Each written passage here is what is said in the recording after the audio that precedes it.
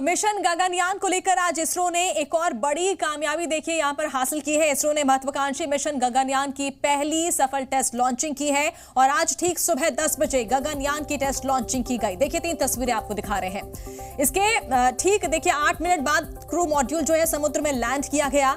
Mission Gaganyaan Bharat का पहला human space mission है जो 2025 में लॉन्च होने जा रहा है। 3 दिवसीय गगनयान मिशन से अंतरिक्ष यात्रियों को 400 किलोमीटर की ऊंचाई पर पृथ्वी की निचली कक्षा में भेजना और उन्हें सुरक्षित रूप से पृथ्वी पर वापस लाया जाएगा। गगनयान का मकसद तकनीकी विकास को गति देना है। गगनयान के पहले टेस्ट देखिए जो है वो पास हो गया है। इसरो की बड़ी कामयाबी और बधाइयों का तांता शुरू हो चुका है।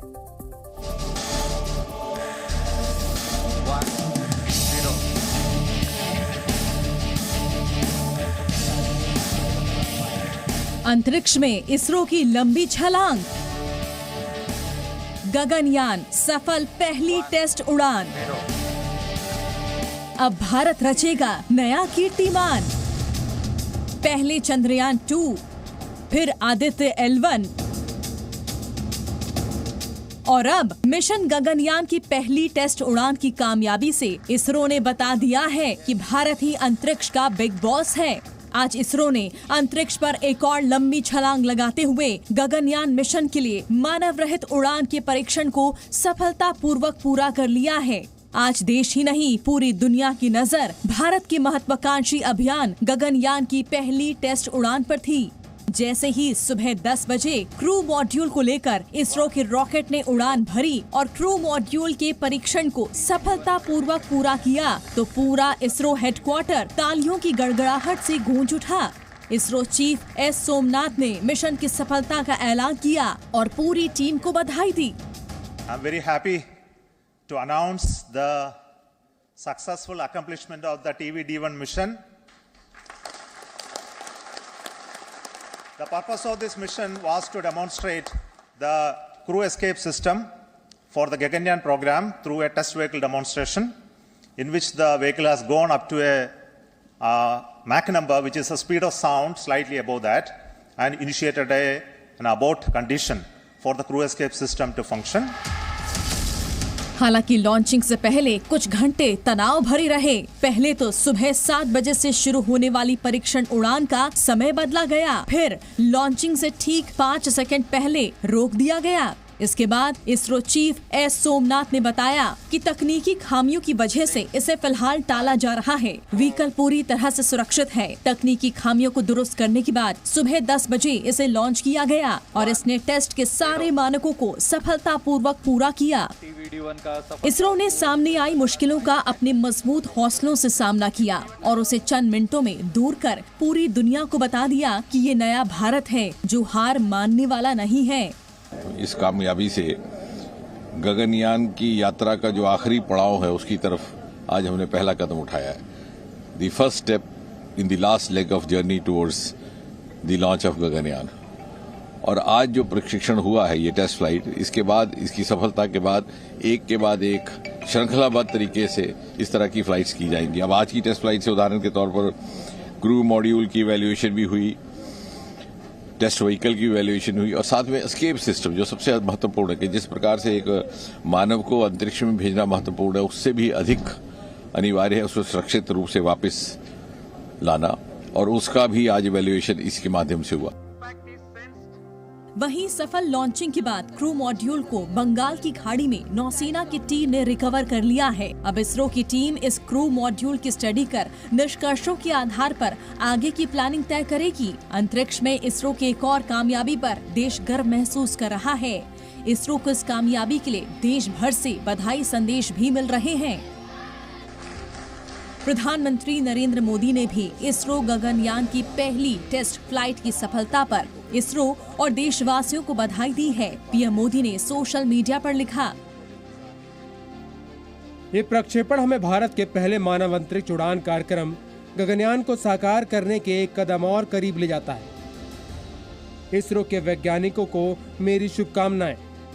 गृह मंत्री अमित शाह ने इस शानदार कामयाबी पर इसरो के वैज्ञानिकों को बधाई दी है। आज इसरो ने अंतरिक्ष में गगनयान के कीर्तिमान का ट्रेलर दिखा दिया है। गगनयान मिशन से इसरो को अंतरिक्ष के वातावरण को समझने का मौका मिलेगा।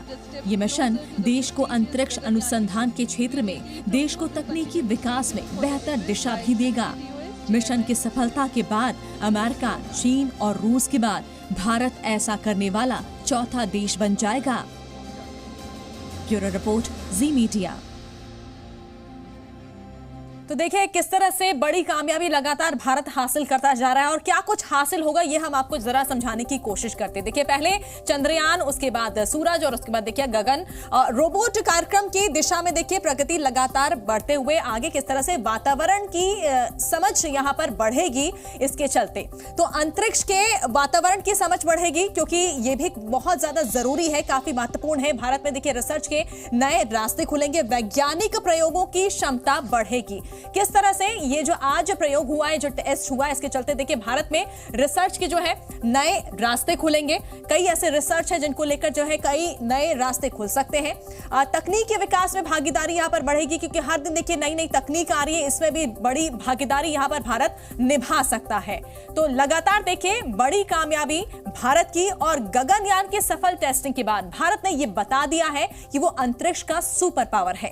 पहले चंद्रयान 3, फिर आदित्य L1 और अब बारी है भारत के सबसे महत्वाकांक्षी मिशन गगनयान की। यह इसरो का पहला मानव मिशन होगा और इसके बाद भारत स्पेस स्टेशन प्रोजेक्ट पर काम शुरू करने वाला देखिए पहला यहां पर जो दुनिया की टॉप स्पेस एजेंसी की कतार में सबसे ऊपर लाकर खड़ा कर देगा।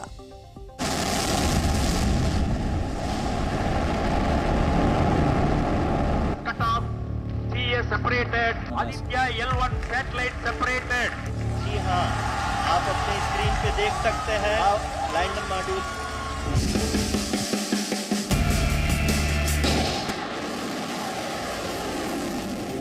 ये 3 तस्वीरें भारत की अंतरिक्ष में ऊंची उड़ान की तस्वीर है। ये 3 तस्वीरें बानगी हैं भारत की अंतरिक्ष की महाशक्ति बनने की।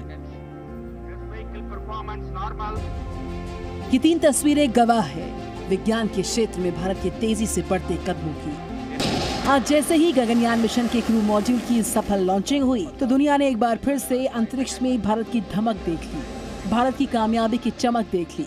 पूरी दुनिया आज इसरो के वैज्ञानिकों का लोहा मान रही है।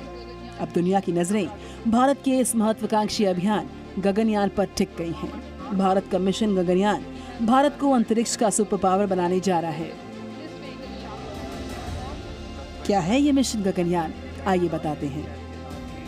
गगनयान भारत का पहला मानव अंतरिक्ष मिशन है। इसे अगले साल के आखिर या 2025 की शुरुआत तक भेजा जा सकता है। गगनयान मिशन का लक्ष्य मनुष्यों को 400 किलोमीटर की ऊंचाई पर पृथ्वी की निचली कक्षा में भेजना और उनको सुरक्षित रूप से पृथ्वी पर वापस लाना है। क्रू मॉड्यूल के अंदर ही भारतीय अंतरिक्ष यात्री यानी गगननॉट्स बैठकर धरती के चारों तरफ 400 किलोमीटर की ऊंचाई पर पृथ्वी की निचली कक्षा में भेजना और उनको सुरक्षित रूप से पृथ्वी पर वापस लाना है। चांद और सूरज के बाद मिशन गगनयान से पूरे आसमान पर कामयाबी के कदम रखेगा भारत। इससे पहले चंद्रयान 3 की सफलता से चांद पर भारत ने विजय पताका फहराई थी।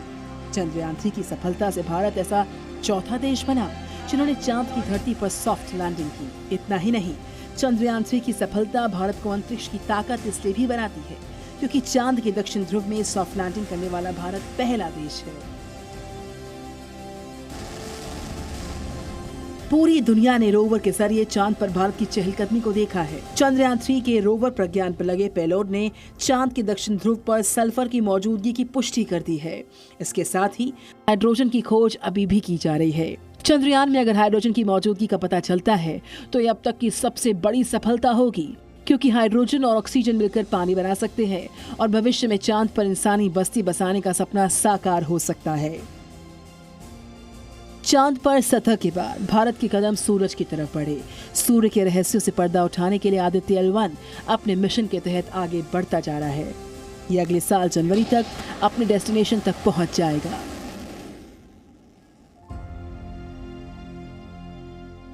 आदित्य L1 पॉइंट पर पहुंचकर सूर्य का अध्ययन करेगा। अंतरिक्ष में आदित्य L1 जिस स्थान पर जाएगा वो धरती से 15 लाख किलोमीटर की दूरी पर है। धरती से सूर्य की दूरी करीब 150 मिलियन किलोमीटर है। आदित्य L1 मिशन का उद्देश्य L1 के चारों तरफ की कक्षा में सूर्य के रहस्यों से पर्दा उठाना है। Z News.